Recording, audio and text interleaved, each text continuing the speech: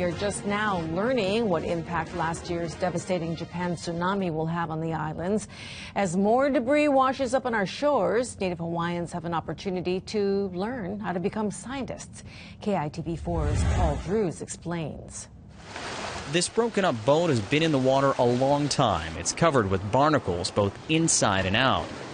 Pieces of this fiberglass boat rest on the rocks along Kahana Bay, and a clue as to where it came from is written on its side.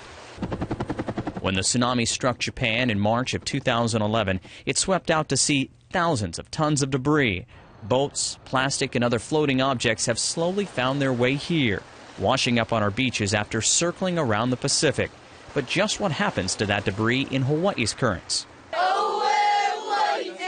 These Native Hawaiian students hope to find some of the answers as they gear up for a day on the water off windward Oahu.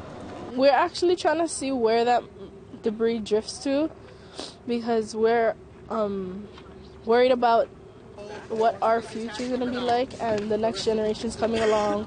20 middle and high school students will determine how ocean currents around Oahu affect the flow of marine debris and at the same time learn important science skills.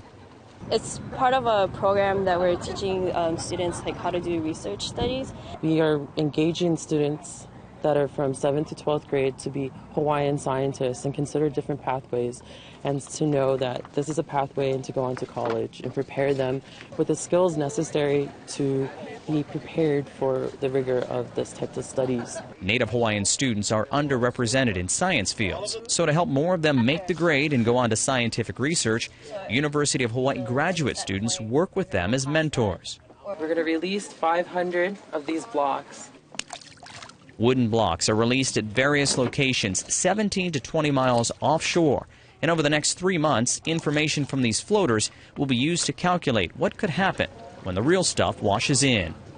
While the students will be doing most of the work, they also need your help to complete this study in science.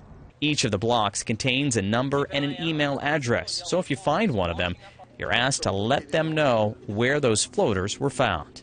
In Kaneohe Bay, Paul Drews, KITV4 News. A total of 1,600 wooden floaters will be released this weekend and next.